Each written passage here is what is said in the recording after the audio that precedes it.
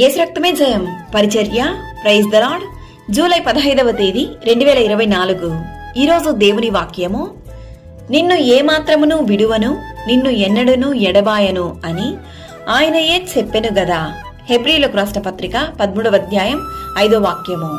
అవును క్రీస్తునందు ప్రియులారా, నీ దేవుడనైన నేను భయపడకుము, నేను నీకు సహాయం చేసేనని చెప్పుచు నీ కుడి చేతిని పట్టుకొనిచున్నాను అని దేవుని వాక్యం సెలవిస్తుంది. పరాక్రమము గల సురుని వలె యెహోవా నీకు తోడయున్నాడు అన్న విషయాన్ని మరవకుము. ఆయన తన ప్రజలను ఎడబాయివాడు కాడు, తన స్వాస్థ్యమును విడునాడువాడు కాడు.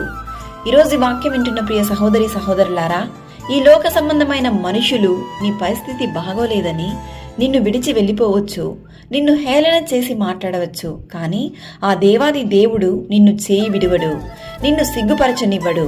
నీ అవమానములకు ప్రతిగా రెట్టింపు ఘనత నొందుదురు అని దేవుని వాక్యం సెలవిస్తుంది. నీతిమంతునికి కలుగు ఆపదలు అనేకములు, వాటన్నిటిలో నుండి యెహోవా వారిని విడిపించును. ఈరోజు వాక్యం వింటున్న నీవు నీలో ఉన్న ప్రతి పాపములు, చెడు అలవాట్లు, దేవునికి నచ్చని కార్యములు అన్నిటినీ విడిచి మారు మనసు పొంది యథార్థముగా పరిశుద్ధముగా నీతిమంతుని వలె జీవించము. నిన్ను కాపాడువాడు కునుకడు నిద్రపోడు కనుక నీవు దేనిని బట్టి కలత చెందక ఆయన మనకిచ్చిన వాగ్దానమును నమ్మి విశ్వసించుము. దేవుడు నిన్ను ఆశీర్వదించి దీవించును. ప్రభు అయిన యేసుక్రీస్తు కృప మనందరికీ తోడయుండును గాక. ఆమేన్. God bless you.